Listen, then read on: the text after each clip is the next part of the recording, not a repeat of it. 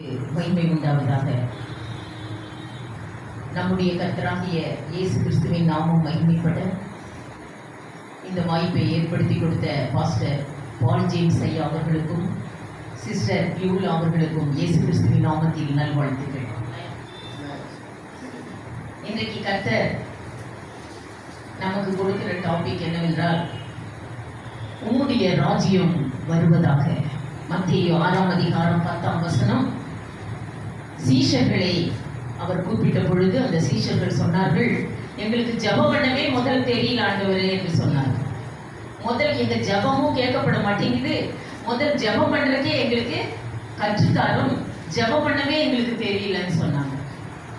எங்க ஜெபம் பரலோகம் எட்டவே மாட்டேங்குது, முதல் ஜெபம் பண்றதுக்கு கற்றுக் கொடுங்கள் இயேசுவே என்று அவர் ஒலிவு மலையின் மேல் உட்கார்ந்திருக்கும் போது கேட்டார்கள். அப்பொழுது அவர் சொன்னார், நீங்கள் ஜெபம் பண்ண வேண்டிய விதமாவது மத்தேயு 6ஆம் அதிகாரம் 10ஆம் வசனத்துல நீங்க இப்படிதான் ஜெபிக்கணும், அப்படி ஜெபிச்சாதான் ஜெபம் கேட்கப்படும் என்று இயேசு சொன்னார். படியுங்கள், மத்தேயு 6ஆம் அதிகாரம்.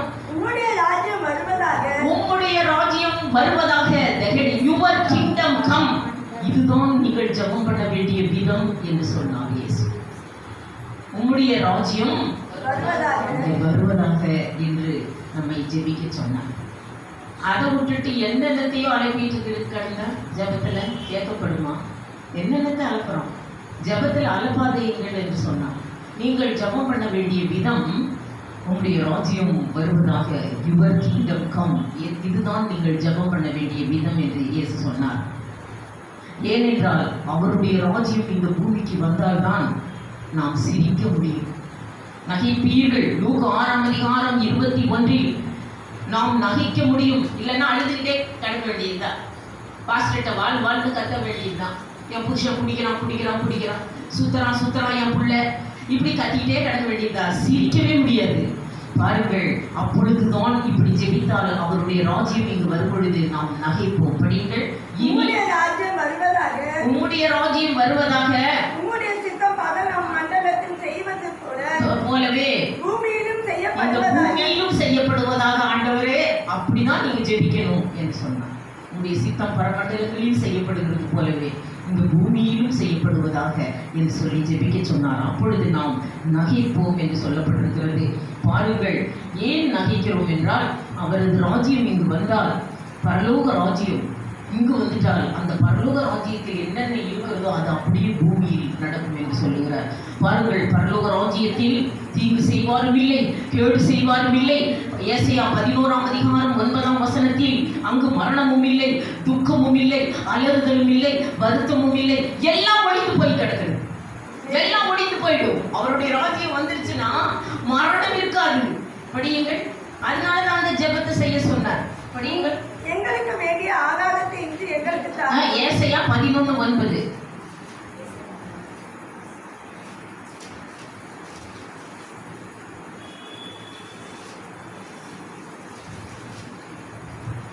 என் பரிசுத்த பர்வதம் எங்கும் தீங்கு செய்வாரும் இல்லை, கேடு செய்வாரும் இல்லை. சமுத்திரம் ஜலத்தினால் நிறைந்திருக்கிறது போல் பூமி கர்த்தருடைய அறிகிற அறிவினால். என் ராஜ்யத்தில் என்ன இல்லை? முதலாவது படியுங்கள், மரணமும் இல்லை, தீங்கு செய்வாரும் இல்லை, கேடு செய்வாரும் இல்லை. சமுத்திர ஜலத்தினால் நிறைந்திருக்கிறது போல் பூமி கர்த்தருடைய அறிகிற அறிவினால் நிறைந்திருக்கிறது. 20 வெளிப்படுத்தின விசேஷம் 21:4. அவருடைய ராஜ்யத்தில் என்னென்ன? முதலாவது தீங்கு செய்வாரும் இல்லை, கேடு செய்வாரும் இல்லை, அடுத்தது மரணமும் இல்லை. படியுங்கள், அவருடைய கண்ணின் யாவையும் தேவன் துடைப்பார்.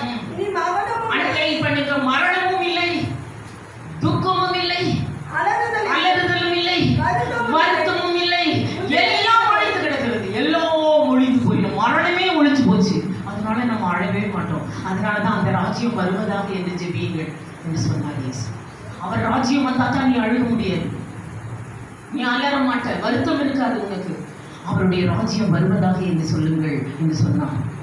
ஏனென்றால் அவருடைய ராஜ்யத்தில் மரணம் இல்லை, சாவு துக்கம் அங்கே இல்லையே, சாத்தானின் சேனை அங்கில்லையே, சாவு துக்கம் அங்கே இல்லையே, சாத்தானின் சேனை அங்கில்லையே, கண்ணீர்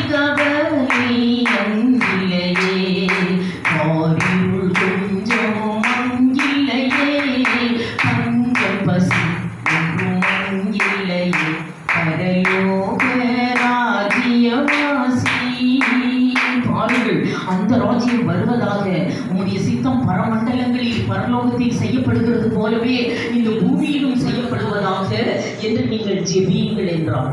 ஏனென்றால் பரலோக ராஜ்யத்திலே எல்லாருக்கும் தலையில என்ன சீல் குத்தி இருக்குது? ஏசாயா 35ஆம் அதிகாரம் 10ஆம் வசனத்திலே அவர்களுடைய தலையிலே everlasting Joy on their head, அவர்களுடைய நித்திய மகிழ்ச்சி அவர்கள் தலையின் மேல் சுழன்று கொண்டே இருக்கிறது. நித்திய மகிழ்ச்சி அவர்கள் தலையின் மேல். கர்த்தரால் மீட்கப்பட்டவர்கள் திரும்பி ஆனந்த களிப்புடன் பாடி சீயோனுக்கு திரும்பி வருவார்கள். நித்திய மகிழ்ச்சி அவர்கள் தலையின் மேல் இருக்கும். சந்தோஷமும் மகிழ்ச்சியும் அடைவார்கள். சஞ்சலமும் தவிப்பும் ஓடிப்போம். நித்திய மகிழ்ச்சி தலை மேல சுழந்துகிட்டே இருக்குது.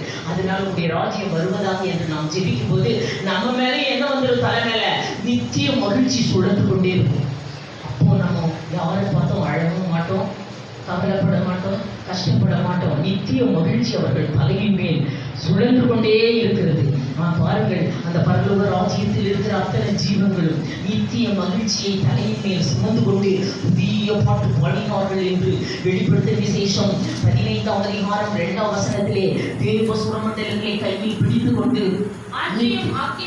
கண்ணாடி கடல் போன்ற ஒரு கடலையும் மிருகத்திற்கும் அதை சொர்பத்திற்கும் அதை முதிரைக்கும் அதை நாமத்தின் நட்டத்திற்கும் உள்ளாகாமல் ஜெயம் கொண்டவர்கள் தேவ சுரமண்டலத்தை கையில பிடிச்சிட்டு இருக்கிறாங்க. தேவ சுரமண்டலங்களை தங்கள் கையில் பிடித்துக் கொண்டு அந்த கண்ணாடி கடல் அருகே இருக்கிற 5ஆம் அதிகாரம் 10ஆம் வசனம் தேவ சுரமண்டலங்களை கையில் பிடித்துக் கொண்டு என்ன செய்கிறார்கள்? 5ஆம் அதிகாரம் 10ஆம் வசனம் அந்த ஜீவன்கள் தேவனுக்கு முன்பாக அவர்களை ராஜாக்களும் ஆசாரியர்களும் ஆக்கினீர், அவர்கள் பூமியின் அரசாக்குவோம் என்று புதிய பாட்டை பாடினார்கள். தேவ சுரமண்டலங்களை கையில் பிடித்துக் கொண்டு நித்திய மகிழ்ச்சியை தலையில் சுமந்து கொண்டு புதிய பாட்டை பாடினார்கள் என்று எழுதப்பட்டிருக்கிறது. பாருங்கள், எத்தனை பேர் அங்க பாடுகிறார்கள். தானியேல் 7ஆம் அதிகாரம் 10ஆம் வசனத்திலே எண்ணவே முடியல, அத்தனை ஜனங்கள் பாடுகிறார்களாம். எண்ணவே முடியல, கடற்கரை மணலத்தனை ஜனங்கள் தேவ மகிழ்ச்சியை நித்திய மகிழ்ச்சியை தலையில் சுமந்து கொண்டு கண்ணாடி கடல் அருகே, அதாவது பெரிய சுரமண்டலங்களை பிடித்துக் கொண்டு புதிய பாட்டை பாடுகிறார்கள். கோடா கோடி பேர் என்று சொல்லுகிறார். படியுங்கள், எத்தனை பேர் பாடுகிறார்கள்? ஒருவரும் எண்ணவும் முடியவில்லை. தானியேல் 7:10 எத்தனை பேர் பரலோகத்தில் பாடுகிறார்கள்? அக்கறை நதி அவர் சந்ததியிலிருந்து புறப்பட்டு ஓடியது. ஆயிரம் சேவித்தார்கள். கோடி பேர் சேவிக்கிறார்களாம். அவர்கள் தேவ சுரமண்டலம் எண்ணவே முடியல என்று வெளிப்படுத்த விசேஷம் 7ஆம் அதிகாரம் 9ஆம் வசனம் எண்ணவே முடியல. கடற்கரை துறந்து கூட்டம் கோடி பேர் அவரை சேவித்துக் கொண்டு பாடிக்கொண்டு திரிந்தார்கள் என்று சொல்லப்பட்டிருக்கிறது. பாருங்கள், திரளான கூட்டம் என்று அந்த கண்ணாடி கடல் அருகே நின்று கொண்டார்கள். மரணமில்லை, எனவே தேவன் இந்த உலகத்தில் இருக்கும்போது என் வலியுறுத்தி சொன்னார். மத்தேயு 6ஆம் அதிகாரம் 33 இயேசு இந்த உலகத்தில் இருக்கும்போது மனிதர்களை பார்த்து இதைத்தான் வலியுறுத்தி சொன்னார். முதலாவது, நீங்கள் தேட வேண்டியது தேவனுடைய ராஜ்யத்தையே தேடுங்கள், தேவனுடைய ராஜ்யத்தையே கேளுங்கள், தேவனுடைய ராஜ்யத்தையே நாடுங்கள் என்று வலியுறுத்தி சொன்னார். வேற எதையும் நீங்க கேட்கக்கூடாது ஜபத்துல. முதலே தேவனுடைய ராஜ்யத்தையே தான் தேடணும். அதான் நீங்க ஜபத்துல கேட்கணும். படியுங்கள். முதலாவதே ஃபர்ஸ்ட் நீங்க என்ன செய்யணும்? தேவனுடைய ராஜ்யத்தையே தேடு, அதைவே தேடுங்கள். தேவனுடைய ராஜ்யத்தையே தேடுங்கள், தேவனுடைய ராஜ்யத்தையே கேளுங்கள், தேவனுடைய ராஜ்யத்தையே நாடுங்கள் என்று அவர் வலியுறுத்தி சொன்னார். அதை விட்டுட்டு என்னத்தையோ கேட்கிறாங்க ஜபத்துல, என்னத்தையோ கேட்டு அலப்பி கொண்டிருக்கிறது. Seek first the kingdom of God என்று சொல்லி இயேசு சொன்னார். பாருங்கள், ஏனென்றால் அந்த ராக்காலமே இல்லாத ஒளி உள்ள ராஜ்யம் பரலோக ராஜ்யத்தையே நாடுங்கள், நீங்கள் பரலோக ராஜ்யத்தையே தேடுங்கள், பரலோக ராஜ்யத்தையே கேளுங்கள், அது உங்களுக்கு கொடுக்கப்படும் என்று சொன்னாரே. அதை விட்டு மத்தேயு 6ஆம் அதிகாரம் 7ஆம் வசனத்தில் சொல்லப்பட்ட பிரகாரம் ஜெபத்திலே ஜெபம் பண்ணும்போது வீண் வார்த்தைகளை போட்டு அலப்பாதீங்க. போதும் அலப்பிட்டு இருக்கிற ஜபமா இது. வீண் வார்த்தைகளை போட்டு அலப்புறீங்க ஜபத்துல. இயேசுதான் சொல்றாரு, சும்மா வீண் வார்த்தை பூரைய தாண்டில உன் ஜபம்.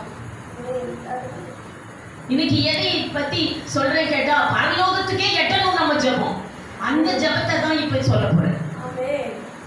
பாருங்க, கூரையை போய் தாண்ட மாட்டேங்குது. 40 வருஷமா என்னோட ஃப்ரெண்டு ஒருத்தி இருக்கா. அவ எப்போ பார்த்தாலும் எப்படி தண்ணி தண்ணி தண்ணிட்டே வருவான். ஒரு நாள் செத்தே போயிட்டான். ஒரு நாள் வர முடிச்சு செத்தே போயிட்டான். பாருங்க, எதையும் கேட்க சொன்னா வீண் வார்த்தையை போட்டு அலப்பிட்டே இருக்கிறாங்க. அவருடைய ராஜ்யம் வந்துட்டா ஒண்ணுமே தீர்வு செய்வாரே ஒன்று இல்லையே, கேடு செய்வாரே இல்லையே. ராஜ்யம் பரலோகத்துல செய்யப்படுவது போல பூமியிலும் செய்யப்படுவதா செய்யப்படும் சொல்லி ஜெபிக்க சொன்னாரே. அப்பதான் அவர் வருவாரு. பரலோக ராஜ்யத்தை கேளுங்கள் என்று சொன்னார். வீண் வார்த்தைகளை அலப்பாதையுங்கள், பரலோக ராஜ்யத்தை கொடுக்க உங்கள் பிதா பிரியமாயிருக்கிறார். உங்களுக்கு லூக்கா 12:32. It is your father's good pleasure to you give kingdom. பரலோக ராஜ்யத்தையே கொடுக்கிறதுக்கு உங்கள் பிதா பிரியமாயிருக்கிறார். பயப்படாதே சிறுமதியே, பரலோகத்தையே உனக்கு கொடுக்க பிரியமாயிருக்கிறார் அவர். உனக்கு ராஜ்யத்தை உனக்கு கொடுக்க பரலோக ராஜ்யத்தையே கொடுக்க உங்கள் பிதா பிரியமாயிருக்கிறார். உங்களுக்கு பரலோகத்தையே கொடுக்க பிரியமாயிருக்கிறார். அப்புறம் எனக்கு வீண் வார்த்தை அதையே இதையும் போட்டு அழைப்பிட்டு இருக்கேன். It is your father's good pleasure to you give kingdom என்று சொல்வார். மட்டுமல்ல, இப்பொழுது நாம் வாசம் செய்கிற இந்த மனுஷ ராஜ்யத்தையும் அவர் ஆளுகை செய்து கொண்டிருக்கிறார் என்று தானியேல் 4:32 அவர் பரலோக ராஜ்யத்தை மாத்திரம் ஆளுகை செய்யவில்லை, இந்த பூமியையும் இப்பொழுது ஆளுகை செய்து கொண்டிருக்கிறார் என்பதை ராஜாவாகிய நேபுகாத்நேச்சாரே, நீ அதை அறியும் வரை மாட்டை போல புல்லை மேய் என்று சொன்னார். பெரிய ராஜா, உலகத்திலேயே மிகப்பெரிய ராஜா. அவர் என்ன செய்தார்? அவர் உன்னதமானவர், மனுஷ ராஜ்யத்தை இப்பொழுது ஆளுகை செய்து கொண்டிருக்கிறார் என்பதை மறந்து விட்டார். நான் தான் கட்டின பாபிலோன் என்று அவன் சொல்லுகிறான். அவர் பரலோக ராஜ்யத்தை தான் ஆளுகை செய்துகிறார், பூமியை அல்ல. இப்பொழுது பூமியை அல்ல என்று நினைத்துப்பார். அவர் மட்டுமா நினைக்கிறார்? நம்மளும் அப்படிதான் நினைச்சிட்டு இருக்கிறோம். வானம் எனக்கு சிங்காசனம், பூமி எனக்கு பாதப்படி என்று சொன்னார். வானத்தில் தனது சிங்காசனத்தை ஸ்தாபித்து ஆளுகை செய்து கொண்டிருக்கிறார். பூமியில் அவர் பாதத்தை வைத்து ஆளுகை செய்கிறார். எப்படியோ அவருடைய ராஜ்யம் இப்பொழுது சர்வத்தையும் ஆண்டு கொண்டிருக்கிறது என்பதை நீ அறியும் வரை மாட்டை போல புல்லை மேய் என்று சொன்னார். தானியேல் 4:32. மனுஷன் என்று தள்ளப்படுவார், நீ மனுஷன் என்று தள்ளப்படுவாய், வெளியின் மிருகங்களோடு சஞ்சரிப்பாய், மாடுகளைப் போல புல்லை மேய்வாய், மாடுகளைப் போல புல்லை மேய்வாய். இப்படியே மாட்டின் இருதயம் உனக்கு கொடுக்கப்படும் என்று சொன்னார். அதே போல நேபுகாத்நேச்சார் தன் அரண்மனையிலிருந்து கீழே தள்ளப்பட்டு மாட்டு இருதயம் கொடுக்கப்பட்டு மாட்டை போல புல்லை மேய்தானாம் 7 வருஷம்.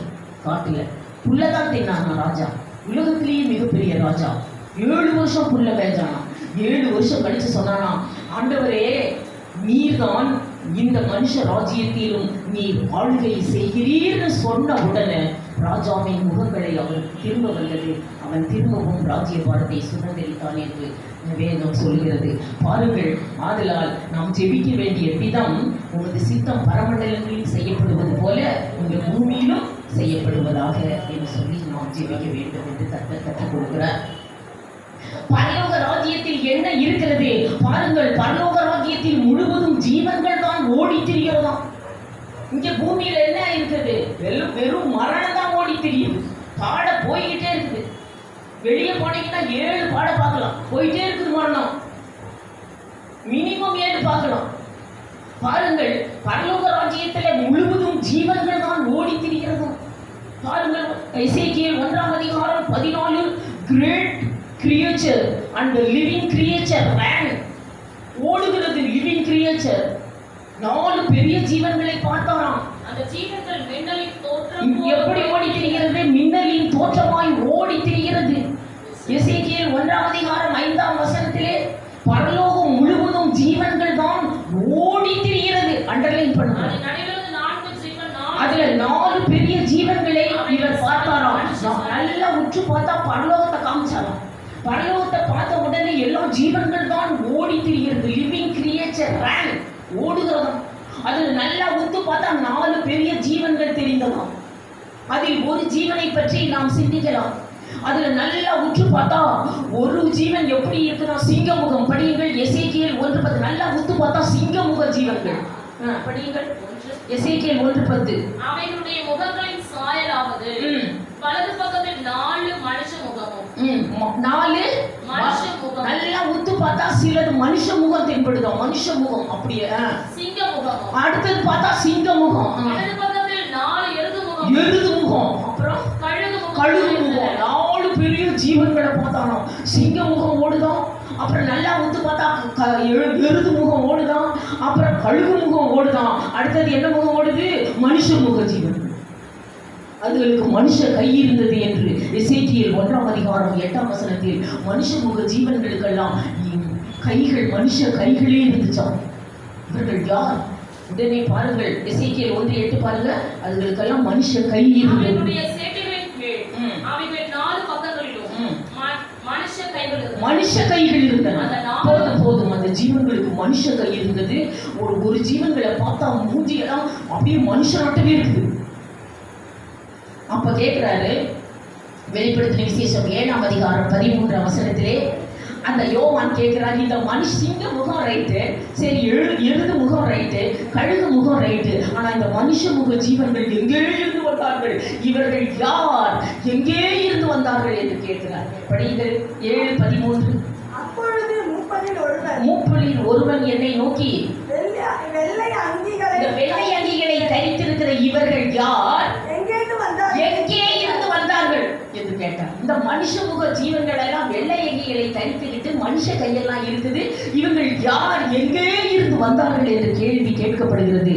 பதிலை பாருங்கள். வெளிப்படுத்தின விசேஷம் 12:11. இவர்கள் எல்லாம் மனுஷர்கள் தான். நம்மை போல மனிதர்கள் தான். இந்த பூமியிலே சாத்தானை ஜெயித்து வந்தவர்கள் என்று பதில் உரைக்கப்படுகிறது. இவங்கெல்லாம் நம்மளாட்ட அந்த ஜீவன்கள் தான். பூமியில உலாவிட்டு இருந்த மனுஷமுக ஜீவன்கள் தான், மனுஷர்களே தான்.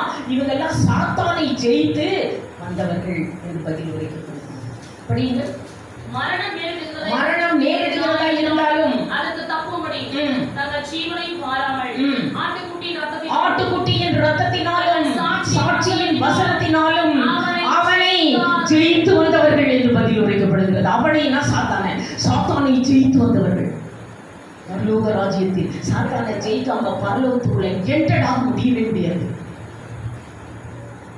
அவர்கள் ஜெயித்து வந்தவர்கள், சாத்தானை ஜெயித்து வந்தவர்கள்.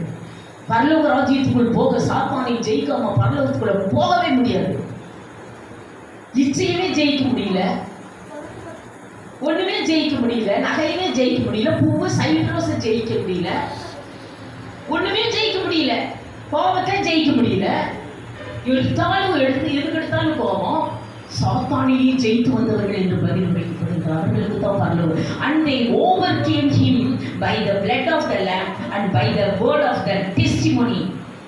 அப்பதான் மின்னலின் தோற்றமாய் அந்த 4 ஜீவன்களும் அவைகள் ஓடி திரிகின்றன. அப்புறம் நல்லா ஒத்து பார்த்தாராமா. இப்பதான் பாயிண்ட் வரேன். அந்த ஜீவன்களை நல்லா ஒத்து பார்த்தாராம். என்ன இருக்குதான்? வெளிப்படுத்தின விசேஷம் 4ஆம் அதிகாரம் 8ஆம் வசனம். அந்த ஜீவன்களை பார்த்தா நமக்கு 2 கண்ணு தானே இருக்குது. அந்த ஜீவன்களுக்கெல்லாம் உடம்பு முழுவதும் கண்ணா. உடம்பு முழுவதும் கண்ணு, உள்ளேயும் கண்ணு, வெளியேயும் கண்ணா. வெறும் கண்ணுதான், சுற்றிலும் கண்ணு, உடம்பு முழுவதும் கண்ணா இருக்குதான். அப்புறம் உள்ளுக்குள்ள கண்ணு இருக்கான். அந்த 4 ஜீவன்களும் ஆபார சிறுகள் உள்ளவைகளும் சுற்றிலும் உள்ளே என்னன்னா எங்க இருக்கு கண்ணு? சுற்றிலும் உள்ளே. அதை சுற்றிலும் கண்ணு, உடம்பு முழுவதும் கண்ணும், உள்ளுக்குள்ள கண்ணு, கண்களால் நிறைந்திருந்தது. உள்ளேயும் வெளியேயும் சுற்றிலும் கண்களால் நிறைந்திருந்தது. அவைகள் போதும். அந்த ஜீவன்கள் உடம்பு சுற்றியும் கண்ணுதான் இருக்குதான். பார்த்தா கண்ணாவே இருக்குதான் உடம்பு முழுவதும். வெளியேயும் கண்கள், அப்புறம் உள்ளேயும் கண்களால் நிறைந்திருந்ததாம் என்று சொல்லப்படுது. அந்த மனுஷனோட ஜீவன்கள் பாருங்கள். நமக்கும் உள்கண்கள் வெளிக்கண்கள் கண்டிப்பாய் தேவை. அந்த உள்கண் பரலோகத்தில் ஓடி திரிகிற ஜீவன்கள் எல்லாம் உள்கண்களால் நிறைந்திருந்தது. அதே போல நாமும் பூமியில் ஓடி திரிகிற ஜீவன்களாகிய நாமும் உள்கண்களால் நிறைந்திருக்க வேண்டும் என்று சொல்லப்பட்டிருக்கிறது. உள்கண் என்பது என்ன? கலாத்தியர் 6ஆம் அதிகாரம் 4ஆம் வசனம். அவனவன் தன் சுய கிரியை சோதித்து பார்க்க கடவன் என்று சொல்லப்படுகிறது. அதுதான் உள்கண். நம்மளுடைய சுய கிரியை சோதித்து பாருங்கள். நாம் செய்யறது கரெக்ட் தானா? நாம் செய்கிற ஊழியம் கரெக்ட் தானா, நம்ம வாழறது கரெக்ட் தானான்னு நம்மை நாமே சோதித்து நமக்கு இது ஏதாவது தப்பு செஞ்சிருக்கிறோமா என்று நம்மை நாமே நிதானித்து அறிகிற கண்ணுக்கு பேர் தான் உள்கண். பரலோகத்தில் ஓடி திரிகிற ஜீவன்கள் எல்லாம் உள்கண்களால் நிறைந்திருக்கிறோமா? படிங்கள். அவனவன் தன் சுய கிரியையை சோதித்து பார்க்க கடவன் என்று சொல்லப்பட்டிருக்கிறது. அதாவது தன் சுய கிரியையை, தன் தப்பிதங்களை, தன் பிழைகளை காண்கிற கண் தேவை நமக்கு. உள்ளே பார்க்கும் கண். சங்கீதம் 119:34 தன் பிழைகளை உணர்கிறவன் யார் என்று சொல்லப்பட்டிருக்கிறது. எல்லாருக்கும் மற்றவங்க அவன் அப்படி செய்யறான், இவன் இப்படி செய்யறான், இவங்க இப்படி செய்யறான், நீ என்ன செய்யற? உன்னுடைய தவறை உணர்கிற கண் தான் உள்கண். அப்படியே உள்ள பார்த்துக்கணும், அப்படியே இருதயத்தை பார்த்துக்கணும், நம் சுய கிரியை நம்மளே பார்த்துக்கணும். படிங்கள். நீர் என் இருதயத்துக்கு விசாலமாக்கும் பொழுது நான் உமது கற்பனைகளை வழியாக ஓடுவேன். 119:34 எனக்கு உணர்வை தாரும், எனக்கு உணர்வை தாரும், அப்பொழுது நான் உமது வேதத்தை பற்றிக் கொண்டு என் முழு இருதயத்தோடும் தன் பிழைகளை உணர்கிறவன். 19ஆம் சங்கீதம் 12ஆம் வசனம் யார் என்று வேதம் கேட்கிறது. மற்றவங்களையே தான் நம்ம தப்பு சொல்லுவோம், ஆனால் நம்மளுடைய தப்பிதத்தை நமக்கு தெரியவே தெரியாது. நம்ம ஆராய்ச்சி பண்ணினா நல்லா தெரியும் நம்ம தப்பிதம். அண்டர்லைன் பண்ணுங்க. தன் பிழைகளை உணர்கிறவன் யார்? போதும் போதும், தன் பிழைகளை உணரு.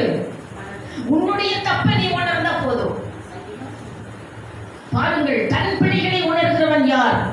அதனால் தாவீது சொல்கிறார், எனக்கு உணர்வை தாரும், உணர்வில்லாத இருதயம் இருளடைந்து போகும் என்று சொல்லப்பட்டிருக்கிறது. இப்பொழுது புதிதாக நான் என் பிழைகளை உணர்ந்து கொண்டு அப்படியே சுற்றி திரிகிறேன். அப்போ பெரிய பெரிய இடத்துக்காக போகிறேன். என்னுடைய பிழைகளை தான் நான் இப்போ இதை படிச்ச பிறகு என்னுடைய பிழைகளை நான் உணர்ந்து கொண்டே சுற்றி திரிகிறேன். ஒருத்தரையும் குற்றம் சொல்றது இல்லை. எல்லாரும் கேட்பாங்க, எல்லாருக்கும் கரெக்டுங்க, நீங்க செய்யறது ரைட்டுங்க, பெஸ்ட்டுங்க, போங்க அப்படின்னு.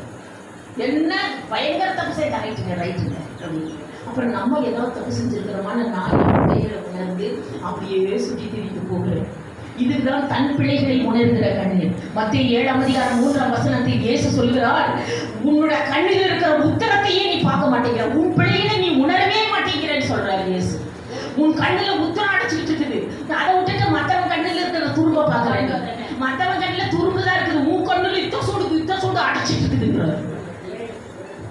உன் கண்ணில் இருக்கிற உத்தரத்தை முதல் பார், அப்புறம் சகோதரன் செய்யற பிழையெல்லாம் திருத்தலுக்கு பார்க்கலாங்கிறார். இயேசுதான் சொல்றாரு, உன் கண்ணுல உத்தரம் அடைச்சிட்டு இருக்குது, அதை பார், அதை எடுத்து போடு. படியுங்கள்.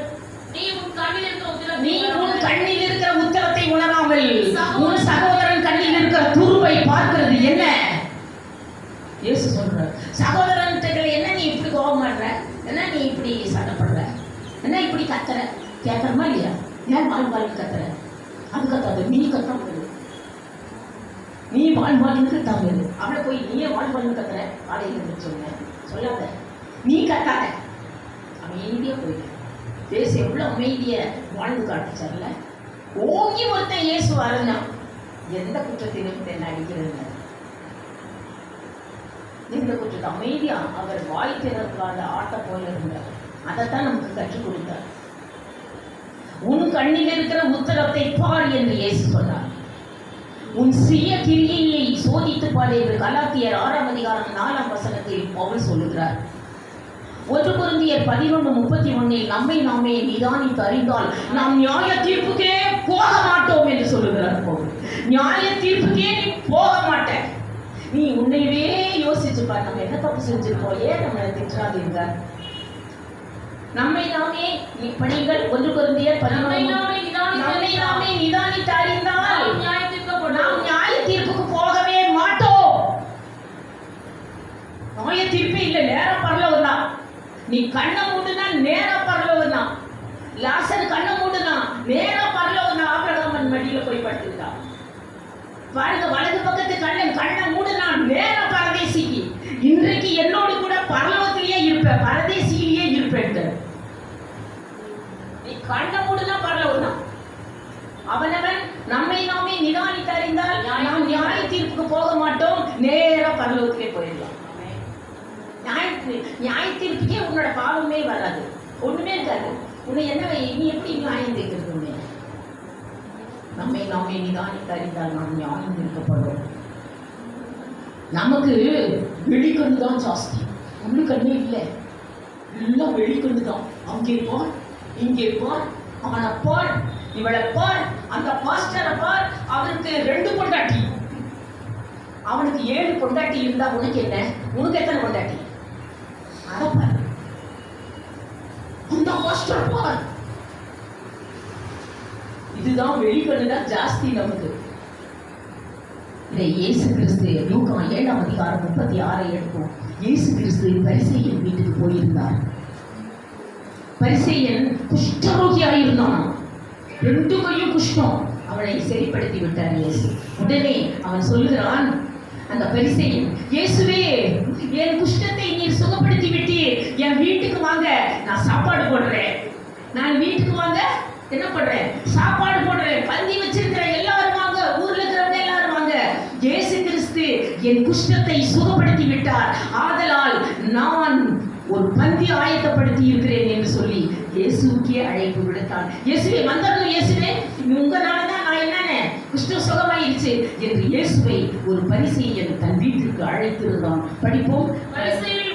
பரிசேயரில் ஒருவன் தன்னுடனே போஜனம் பண்ண வேண்டும் என்று இயேசு கிறிஸ்துவை வேண்டிக் கொண்டான். அவர் அந்த பரிசேயரை பிரவேசித்து பந்தி இருந்தார். இயேசுவையே கூப்பிட்டார். இயேசு, நீங்க வந்துடணும், என் குஷ்டம் சுகமாயிடுச்சு, இந்த டேட்டுக்கு, அதனால பந்தி ஆயத்தப்படுத்திருக்க, நீங்க வந்துடணும் இயேசுவே. இயேசு ஒரு யூதன். யூதர்களுக்கு சில முறைமைகள் இருக்கிறது. பாருங்கள், யூதர்கள் என்ன செய்வாங்க? வெளியே ஒரு ஜக்கு வச்சிருப்பாங்க, அதுல ஃபுல்லா தண்ணி வச்சிருப்பாங்க. ஒவ்வொரு யூதன் வீட்டிலும் இன்று வரை காலை கழுவிட்டு தான் வீட்டுக்குள்ள வருவாங்க. அது யூதர்களுடைய கலாச்சாரம். நம்ம கலாச்சாரம் போல இருக்குது. நம்ம கலாச்சாரம் என்ன தெரியுமா? தமிழர்களுடைய கலாச்சாரம், வாங்க யாராவது வீட்டுக்கு வந்துட்டா டீ சாப்பிட்டு, டீ போடுமா, காஃபி போடுமா சொல்றமே இல்லையா? காஃபி போடாம யாராவது இல்லை தான், காஃபி குடிங்க, டீ குடிங்க. இதுதான் நம்ம வீட்டுக்கு, இது நம்ம கலாச்சாரம். எத்தனை பேர் யார் வீட்டுக்குள்ள போனாலும் டீ சாப்பிடுவாங்க. அது நம்ம கலாச்சாரம். அவங்க அப்படி சொல்ல மாட்டாங்க. முதல் கல்விக்கு தான் உள்ள வருவாங்க. அவங்க கலாச்சாரம். இயேசு கிறிஸ்து இந்த பரிசேயன் கூப்பிட்டிருந்தான். அதனால் இயேசு கிறிஸ்து அந்த பரிசேயன் வீட்டுக்கு போகிறார். உள்ளே போனா வெளியே ஜக்கு வச்சிருக்குது. ஜக்கு வச்சு கால் கழுவுறதுக்கு தண்ணி கழுவிட்டு தான் உள்ள போவார். அங்க ஜகையும் காணோம், தண்ணியும் காணோம். அந்த பரிசேயன் வான்னு சொல்றா, ஜகையும் காணோம், தண்ணியும் காணோம். அவர் என்ன பண்ணா பார்த்தார். பார்த்துட்டு, என்னடா ஜக்கும் இல்லை, நான் யூதேன், கால் கழுவிட்டு தான் உள்ள போனோம், ஜக்கு இல்லை, கால் கழுவாமே உள்ள போட்டுட்டார். உள்ள போனார். போனாலும் உட்காருங்கன்னு சொல்லணும்ல, அவரை உட்காரவே சொல்லல, அவரே போய் சோபாவில் உட்கார்ந்துட்டார். யூதர்கள் கலாச்சாரம் 3 செய்வாங்க. என்னன்னா, தலைக்கு எண்ணெய் பூசுவாங்க. வந்துட்டு வாங்க வாங்க கால் கழுவிட்டு வாங்க. உள்ள வந்தோடனே எண்ணெய் பூசுவாங்க. அவன் எண்ணெயும் பூசல, அவர் பாட்டு போய் பண்ணிட்டார். அடுத்தது வாங்கன்னு கட்டி முத்தம் கொடுப்பாங்க. 3 காலையில் செய்வாங்க. அவன் கட்டி முத்தம் கொடுக்கல, காலை கழுவுறதுக்கு தண்ணியும் வைக்கல, அவர் பாட்டு போய் பண்ணிட்டார். உட்காருன்னு சொல்லல, கட்டியும் குடிக்கல, தலைக்கு எண்ணெயும் பூசல, முத்தமும் செய்யல, அவர் பாட்டு போய் பண்ணிட்டார். உட்கார்ந்த உடனே ஒரு ஸ்திரீ ஒன்று கேள்விப்பட்டாள். யார் தெரியுமா? பயங்கர விபச்சாரத்தில் கையும் மெய்யுமாக பிடிச்சாங்கல்ல. கையும் மெய்யுமா பிடிச்சோடனே இயேசு கல்லறிஞ்சு கொல்லணும் கொல்லணும்னு எல்லாரும் வரும்போது அந்த ஸ்திரீ கிட்ட இயேசு வந்தார். இயேசு வரும்போது, உங்களில் பாவம் இல்லாதவன் இவள் மேல் கல்லறி என்று சொன்னார். உடனே எல்லாரும் கல்ல கீழே போட்டுட்டு போயிட்டாங்க. அவங்க பாவம் ஞாபகத்தில் வந்துருச்சு. எல்லாரும் கல்ல கீழே போட்டுட்டு ஓடிட்டாங்க. அந்த ஸ்திரீ நிற்கிறார். இயேசு நிற்கிறார். உடனே இயேசு அந்த ஸ்திரீயை பார்த்து கேட்கிறார், யாரும் உன்னை ஆக்கினைக்குள்ளாக தீர்க்கவில்லையா? இத்தனை பேர் கள்ள தூக்கிட்டு வந்தாங்க, உன்னை யாருமே கொள்ளலையா என்று கேட்டதற்கு இயேசு சொல்லுகிறேன். இயேசு கிட்ட இந்த ஸ்திரீ சொன்னார், இல்லை ஆண்டவர், ஒருத்தனும் கொள்ளல, எல்லாம் கள்ள போட்டுட்டு ஓடி போயிட்டாங்க. உடனே அவள் என்ன செய்தாள்? இயேசு சொல்கிறார், நானும் உன்னை ஆக்கினைக்குள்ளாக தீர்ப்பதில்லை, நீயும் போகலாம் என்று சொல்லிவிட்டு, நானும் உன்னை கல்லெறிய மாட்டேன், நீ போ, இனி பாவம் செய்யாதே என்று சொல்லியார். அந்த ஸ்திரீ கேள்விப்பட்டாளா? இயேசு பரிசேயன் வீட்டுக்கு வருகிறார், உன்னை அன்னைக்கு காப்பாற்றினார்ல உயிரை, அவர் பரிசேயன் வீட்டிற்கு பந்தியிருக்க வருகிறார் என்று கேள்விப்பட்ட உடனே ஒரு பெரிய பரிமள தைலத்தை எழுதாலாம். ஏறக்குறைய 1 லட்சம் 2 லட்சம் போகும். அவர் வருகிறாரா? உடனே பெரிய பரிமள தைலத்தை விலையேறப்பட்டதை எடுத்துக்கிட்டு பரிசேயன் வீட்டுக்குள்ளேயே வந்துட்டாராம். வீட்டுக்குள்ளேயே வந்தா இயேசு உட்கார்ந்துட்டு இருக்கிறார். உடனே ஓடி போய் அவருடைய காலில் ஊத்தலாம் அத்தனை பரிமளத்தையும். ஐயோ, இந்த கால் மட்டும் வராமல் இருந்திருந்தா இவங்கெல்லாம் என்னை கொன்னே குழியில பேசிருப்பாங்க. நீங்க வர முடியல, கால் வர முடியதானே, நான் உயிரோட இருக்கிறேன்னு சொல்லி அந்த பரிமள தைலத்தை அந்த காலில் பூசி முத்தம் கொடுத்து தலைமையினால தொடச்சிட்டு கிடந்தார். உடனே அந்த பரிசேயன் பார்த்தான். பரிசேயன் பார்த்து சொல்லுகிறான், ஐயோ இவ பாவி, இவன் விபச்சாரி, ஐயோ இயேசு எவ்வளவு பரிசுத்தவான், அவரை போய் தொடராரு உள்ள நினைக்கிறான்.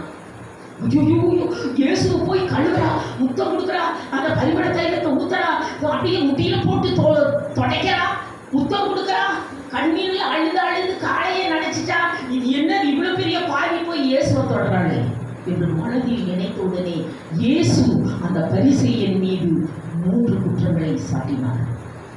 படியுங்கள், என்னென்ன குற்றங்களை அவன் மீது சாட்டுகிறார் பாருங்கள். லூக்கா 7ஆம் அதிகாரம் 36 படிப்போம்.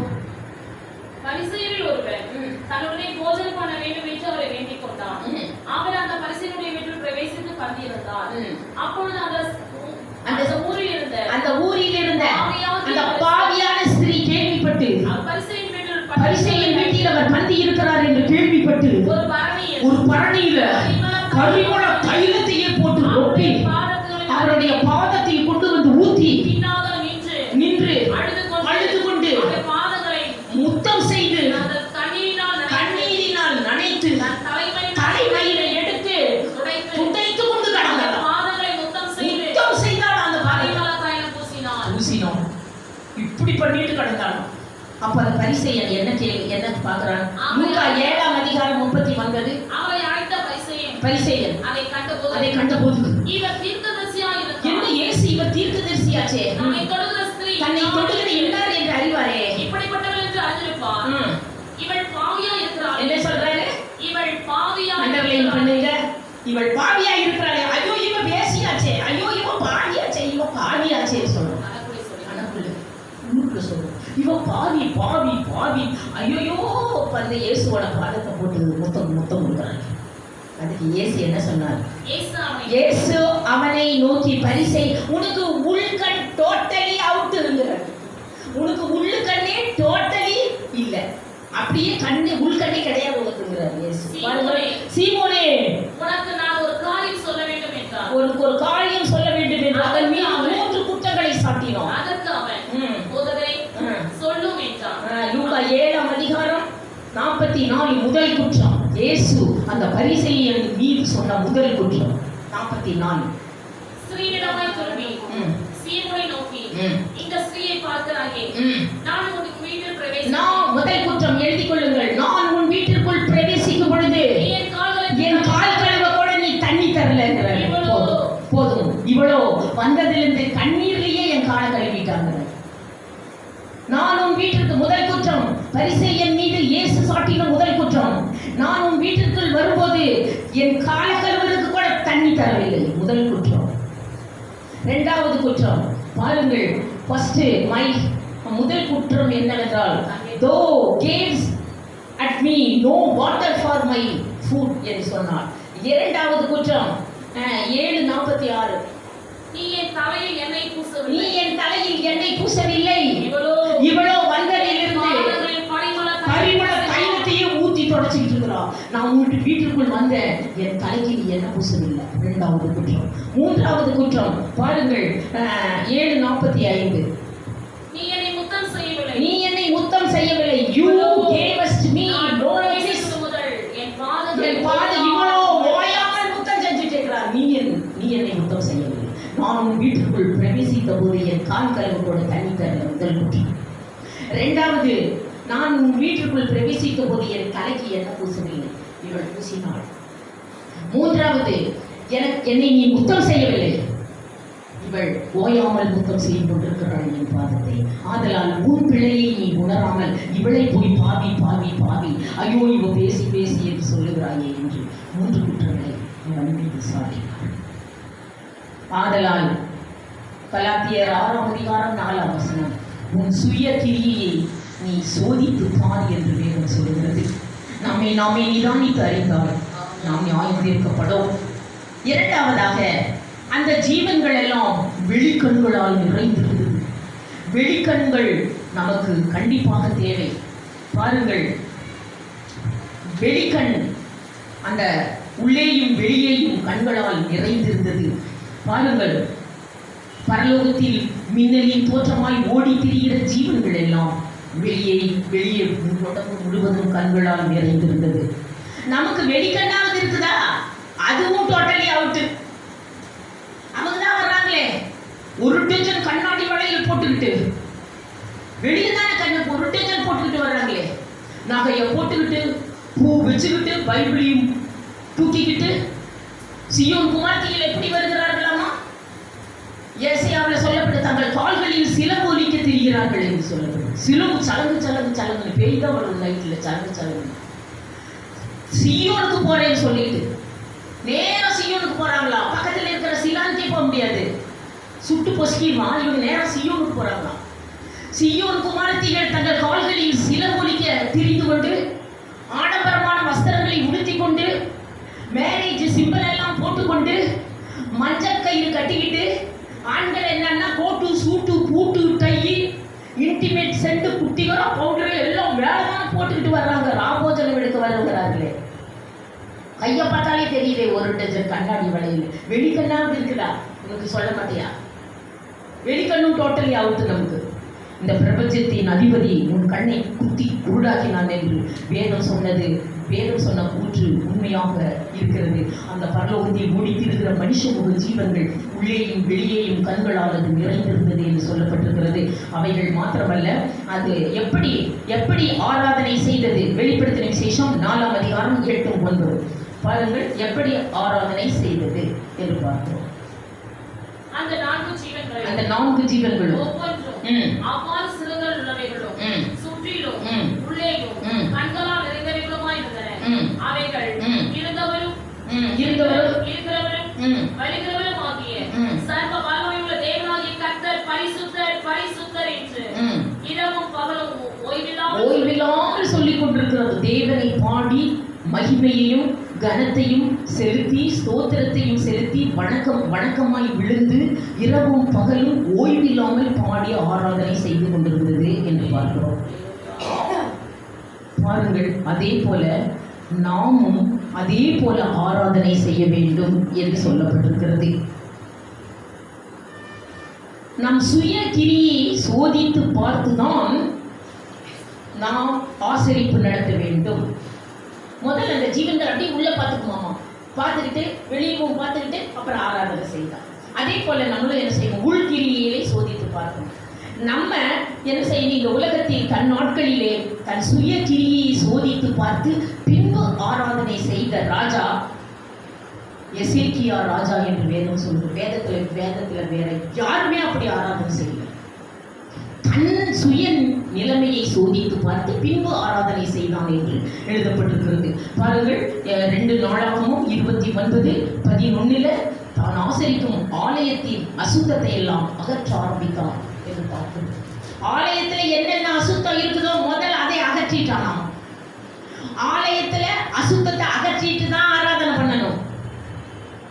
நம்ம வீட்டிலையும் அசுத்தத்தை அகற்றிட்டு தான் ஆராதனை பண்ணணும். அப்பதான் ஜெபம் கேட்கப்படும். இந்த ராஜா, இந்த பைபிள் ஹிஸ்டரியிலேயே 40 ராஜாக்கள் எருசலேம் தேசத்தை அரசாண்டார்கள். ஆனால் இந்த ஒரு ராஜா மட்டும்தான் ஆலயத்தை முதல் சுத்திகரிச்சுட்டு அப்புறம் ஆராதனை பண்ணினான் என்று எழுதப்பட்டிருக்கிறது. படிகள் அந்த எப்படி சுத்திகரிக்கணும்? 29:1 2 நாளாகவும் எசேக்கியா 25ஆம் வயதில் ராஜாவாகி 29 வருஷம் எருசலேமில் அரசாண்டார். செகரியாவின் குமாரத்தி ஆகிய 2 நாளாகவும் 29:1 அவருடைய 25ஆம் வயதில் ராஜாவாகி 29 வருஷம் எருசலேம் தேசத்தை அரசாண்டார். 2 நாளாகவும் 29:5 பாருங்க. அவர்கள் நோக்கி, லேவியரே கேளுங்கள். லேவியரை கூப்பிடுறான். ஆசாரியரே, லேவியரே நீங்க வாங்க என்று சொல்கிறார். இப்பொழுது உங்களை பரிசுத்தம் பண்ணிக்கொண்டு ஃபர்ஸ்ட் உங்களை பரிசுத்தம் பண்ணுங்க. முதல் பரிசுத்தம் பண்ணுங்க. உங்கள் பிதாக்களின் தேவனாகிய கர்த்தருடைய ஆலயத்தில் பரிசுத்தம் பண்ணி அசுத்தமானவைகளை பரிசுத்த ஸ்தலத்தில் இருந்து லேவியரே இங்க வாங்க, ஆசாரியரே இங்க வாங்க. முதல் உங்களை பரிசுத்தம் பண்ணுங்க. 2வது ஆசரிப்பு கூடாரத்தில் இருக்கிற சர்ச்சுக்குள்ள இருக்கிற அசுத்தத்தை எல்லாம் வெளியே தள்ளுங்க. முதல்ல அப்புறம்தான் நாம் ஆராதனை பண்ண வேண்டும் என்று சொல்லுகிறான். 29:5 அவர்களை நோக்கி தேடியதே தேடுங்கள். நீங்கள் இப்பொழுது உங்களை பரிசுத்தம் பண்ணிக்கொண்டு உங்கள் பிதாக்களின் தேவனாகிய கர்த்தருடைய ஆலயத்திற்கு பரிசுத்தம் பண்ணி அசுத்தமானவைகளை பரிசுத்த ஸ்தலத்திலிருந்து வெளியே கொண்டு வாருங்கள். எது அது அசுத்தம்? ஆலயத்துல அசுத்தம் என்ன தெரியுமா? உபாகமம் 4ஆம் அதிகாரம் 15-19 வரை படிக்கும்போது இதுதான் அசுத்தம். ஆலயத்தில் இருக்கிற அசுத்தம் இது முதல் வெளியேற்றணுங்கிறது. ஓரேபிலே அக்கினியின் நடுவிலிருந்து உங்களோட பேசின நாளில் நீங்கள் ஒரு ரூபத்தையும் காணவில்லை. இதுதான் கிறிஸ்தவனுக்கு ரூப வழிபாடு ரிஜெக்டட். நீங்கள் ஒரு ரூபத்தையும் காணவில்லை. ஏதாவது ஒரு உருவம் சபைக்குள்ள இருந்துச்சுன்னா வெளியே கொண்டு போயிருக்குது. என்ன உருவம்? படிங்க, கீழே படிங்க. ஆகையால் நீங்கள் உங்களை கெட்டு போனவன் என்ன பண்ணுவார்? உங்களை கெடுத்து கொண்டு ஆண் உருவம் வச்சுக்காதீங்க. சர்ச்சில் ஆண் உருவம் இயேசுவை எந்த உருவத்துல காமிக்கிறீங்க? இயேசுவை எந்த ரூபத்துல காமிக்கிறீங்கன்னா ஒண்ணுமே பேச மாட்டேங்கிறீங்க. ஆண் உருவத்துல தான் காமிக்கிறாங்க. கடவுள் ஆண் உருவத்தில் இருக்கிறார் என்று வேதத்தில் எங்கேயே அவங்க சொன்னதுண்டா? அதனால என்ன செய்யக்கூடாது? ஆண் உருவம் வச்சிடாத. ஏதாவது ஆண் உருவு சர்ச்சில் இருந்துச்சுன்னா வெளியேற்றி இருக்கிறார். ஆண் உருவம் பெண் உருவு வச்சுக்காத. மிருகத்தின் உருவம் ஆகாயத்தில் பறக்கிற செட்டைகள் உள்ள பட்சியின் உருவம் யாதொரு உருவம் உங்களுக்கு உண்டாக்காதபடி உங்கள் ஆவியை குறித்து எச்சரிக்கையாயிருங்கள். ரெட் லைட் எச்சரிக்கை போட்டிருக்கு. பட்சியின் உருவு வச்சுக்கிறோமா இல்லையா? புறா அன்னைக்கு ஒரு சர்ச்சுக்குள்ள போனேன், புறா பறக்குது. இது என்னங்க? என்ன ஆவியானவர் புறாவா? ஏதாவது பட்சியின் உருவம் போட்டிருக்கா? உங்களுக்கு உண்டாக்காதபடி உங்கள் ஆண் உருவு காண்பிக்க கூடாது. கடவுள் ஆணாட்டு இருக்கிறார், பெண்ணாட்டு இருக்கிறார், காமிக்க கூடாது. 3வது பட்சியின் உருவு புறா மலை. பழைய ஏற்பாட்டு மக்கள் எல்லாம் கன்றுக்குட்டியை காமிச்சாங்களா? மிருகத்தின் உருவு. நம்ம புதிய ஏற்பாட்டுல எல்லாம் பட்சியை பிடிச்சிக்கிட்டோம். பட்சியின் உருவம் அதுவும் கூட இல்லை. நாங்கள் ஆண் உருவம் வைக்கிறது இல்லை சிஸ்டர், பெண் உருவமும் இல்லை, பட்சியின் உருவமும் இல்லை. பின்ன என்ன உருவம் வச்சிருக்கிறோம்? அது கீழே படிக்கும். பூமியிலுள்ள யாதொரு ஊரும் பிராணி உருவம், பூமியின் கீழ் தலையிலுள்ள யாதும் மச்சத்தின் உருவம் ஆயிருக்கிறார். இவர்கள் யாதொரு உருவமும் ஒப்பான விக்கிரகத்தை உங்களுக்கு உண்டாகாதபடிக்கு உங்கள் கண்களை வானத்துக்கு ஏறெடுத்து என்ன செய்யறோம்? கிறிஸ்துமஸ் ஆயிட்டா என்ன பண்ணிடுறோம்? கிறிஸ்துமஸ் ஆயிட்டா என்ன பண்றோம்? எல்லாம் ஸ்டார் தொங்கிட்டு. என் பிறந்த நாளை ஸ்டார் மாட்டி கொண்டாடுங்கள் என்று இயேசு எங்கேயாவது சொன்னதுண்டா? இல்ல சீசனில் யாராவது தொங்க விட்டார்களா? சாராய கடையில எல்லாம் தொங்குது. குடிங்க நான் நல்லா. கிறிஸ்துமஸ் எல்லாம் எல்லா சாராய கடையிலையும் தொங்குது ஸ்டார். பாருங்கள், நம்ம என்ன செய்யறோம்? கிறிஸ்துமஸ் உங்கள் கண்களை வானத்துக்கு ஏறெடுத்து உங்கள் தேவனாகிய கர்த்தர் வானத்தின் கீழே இருக்கிற எல்லா ஜனங்களுக்கும் ஏற்படுத்தின வானத்தின் சர்வ சேவைகளாகிய சந்திர சூரிய நட்சத்திரங்களை நோக்கி. சந்திர சூரிய நாட்டை உருவம் செய்யக்கூடாது, சந்திர நாட்டை உருவம் செய்ய நட்சத்திரம் அண்டர்லைன். நட்சத்திரம் ஆகிய இந்த உருவங்களை நோக்கி இந்த சிம்பல்களை உண்டாக்காதபடி உங்கள் ஆவியை குறித்து எச்சரிக்கை அண்டர்லைன். நட்சத்திரம் மாத்திக்கிறது. நட்சத்திரம் ஒரு நட்சத்திரம்னா என்ன தெரியுமா? சாத்தான். அவன் வானத்திலிருந்து விழுந்தவன். இந்த சாத்தானுக்கு இன்னொரு பேர் என்ன? Son of morning star. அதிகாலை மகனாகிய விட்டி வெள்ளி நட்சத்திரம். அதை தூக்கி மாட்டி வச்சுக்கிறேன். உங்கள் ஆவியை குறித்து எச்சரிக்கைனா ரெட் லைட் போட்டிருக்குது. இங்க உலகத்துல எங்க ரெட் லைட் போட்டிருக்கு தெரியுமா? கரண்ட் பாக்ஸ்ல போட்டிருக்குது ரெட் லைட். என்னென்ன சிகப்புல போட்டு எலும்பு கூட போட்டு இப்படி தப்பு போட்டு ரெட் லைட் தொட்டைனா எலும்பு கூட ஆயிடுறது. நீ ஏதாவது ஆணுருவோ பெண்ணுருவோ பட்சியினுருவோ சூரிய சந்திர நட்சத்திர உருவங்களோ சிம்பல்களோ உங்களுக்கு உண்டாக்காதபடி உங்கள் ஆவியை குறித்து எச்சரிக்கை. ரெட் லைட் மாட்டியாச்சு. எச்சரிக்கை அளிக்கும். எந்த சிம்பிள் ஓரேபிலே நீங்கள் ஒரு ரூபத்தையும் காணவில்லை. ஆதலால் இந்த எசேக்கியா ராஜா என்ன பண்ணா?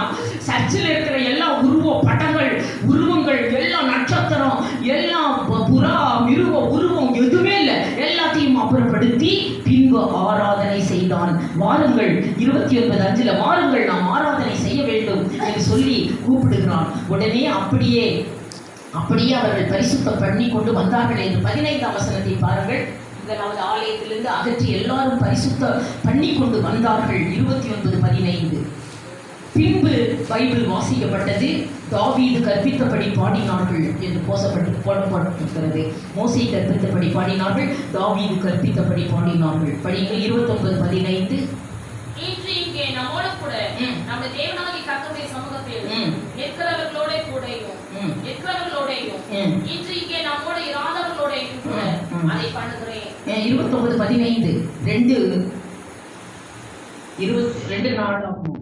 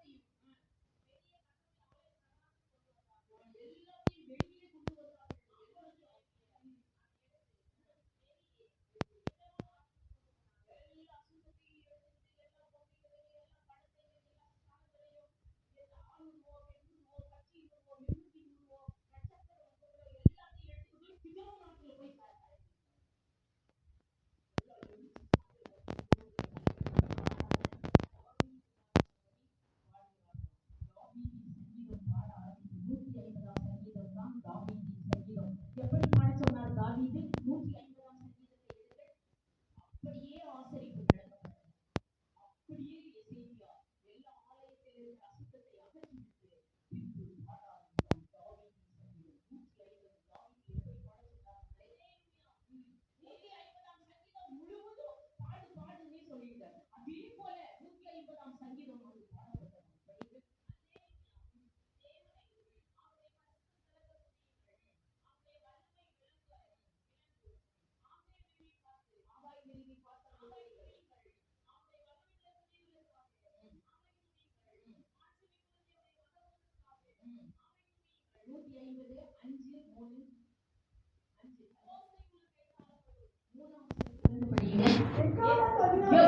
எக்காலத்தோடு துதியுங்கள், வீணையோடு துதியுங்கள், சுரமண்டலத்தோடு துதியுங்கள், தம்புரோடு துதியுங்கள், நடனத்தோடு துதியுங்கள், யாழோடு துதியுங்கள், தீங்குழலோடு அவரை துதியுங்கள், ஓசையுள்ள தாளத்தோடு அவரை துதியுங்கள், பேரோசையுள்ள தாளத்தோடு அவரை துதியுங்கள் என்று சொன்னார்.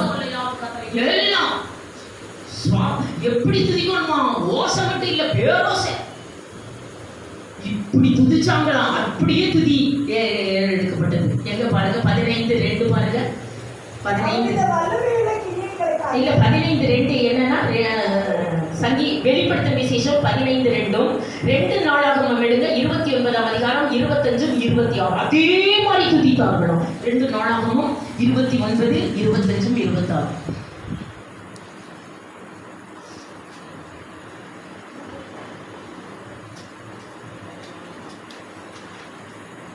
இருபத்தி 2 நாளாகவும் 29, 25, 26. எப்படி துதித்தார்கள்?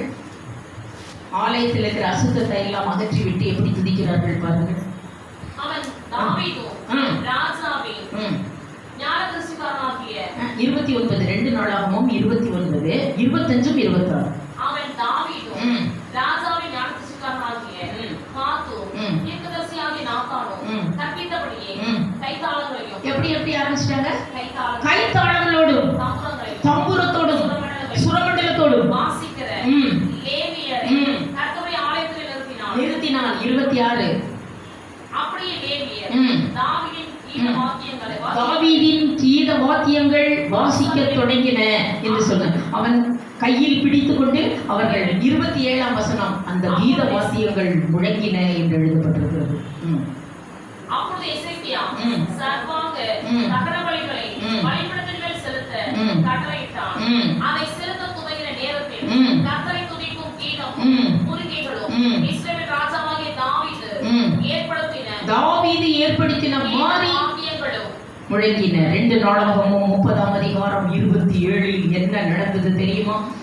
எல்லாரும் ஆலயத்தில் இருக்கிற அசுத்தத்தை எல்லாம் வெளியே கொட்டி விட்டு கிதரோன் ஆற்றில கரைச்சிட்டு தங்களை பரிசுத்தம் பண்ணிக்கொண்டு பரிசுத்த ஸ்தலத்தையும் பரிசுத்தம் பண்ணிக்கொண்டு தாவீதின் கீத வாக்கியங்களை வாசிக்க ஆரம்பித்த உடனே என்ன நடக்கிறது பாருங்கள். ஆசாரியர்கள் எழுந்து நின்று ஜனத்தை ஆசீர்வதித்தார்கள். அவர்களுடைய சத்தம் கேட்கப்பட்டு அவர்களுடைய ஜெபம் பரலோகம் எட்டியது. போதுமா? பரலோகத்தையே எட்டிருச்சு இந்த ஜெபம். அதனால தான் நம்ம சொல்றேன், பரலோகம் இந்த ஒரு ராஜா தான், அவனுடைய ஜெபம் பரலோகம் எட்டினது. ஏன் நமது ஜெபம் பரலோகம் எட்டவில்லை? காரணம் என்ன தெரியுமா? நம் சுய கிரியை நாம் சோதித்து பார்க்கவில்லை. ஆதலால் இன்றைக்கு நமது சுய கிரியை சோதித்து பார்க்கும்படி கர்த்தர் வலியுறுத்துகிறார். அவன் ஜெபம் பரலோகம் எட்டினது என்று சொல்லப்பட்டிருக்கிறது. பாருங்கள், எபேசு சபையின் தூதனுக்கு கர்த்தர் சொல்லுகிறார், நீ இன்ன நிலைமையிலிருந்து விழுந்தாய் என்பதை நினைத்து மனம் திரும்பி நீ சுய கிரியை சோதித்து பார்த்து நீ எதில் விழுந்தாய் என்று நினைத்து அந்த கிரியை செய்வாயாக. அப்படி செய்தால் உனக்கு ஜீவ விருட்சத்தை உனக்கு புசிக்க கொடுப்பேன் என்று எழுது என்று சொல்லுகிறார். ஆதலால் இன்றைக்கு எனக்கு கொடுக்கப்பட்ட டைமை விட நான் அதிகம் எடுத்து விட்டேன். பாருங்கள், தேவனுடைய பிள்ளைகள் யாகம் எளிமை தாழ்மை மறந்து சிநேகம் உலகின்மை செலுத்திக் கொண்டிருக்கிறார்கள். மங்கும் திரிகள் எல்லாம் அணைந்து நமது ஜெபம் பரலோகம் எட்ட வேண்டும் என்றால் நம் சுய கிரியை சோதித்து பார்த்து பின்பு நாம் என்ன செய்ய வேண்டும்? கர்த்தருக்கு ஆராதனை செய்ய வேண்டும். பரலோகத்தில் இருக்கிற ஜீவன்களைப் போல நாம் உள் வெளி கண்களால் நாம் நிறைந்து இந்த காரியத்தை செய்வோமாக. நாம் இந்த உலகத்தில் அதே நிலைமையில் அதே மாதிரி ஆசைப்பு செய்ய வேண்டும். ஒரே நினைவு கொண்டே என் வழிகளில் மறைகின்ற வாழ்வில் அழிகின்ற தேகத்தில் ஒரே நினைவு கொண்டே என் வழிகளில். கர்த்தர் வசனத்தை ஆசீர்வதிப்பாராக.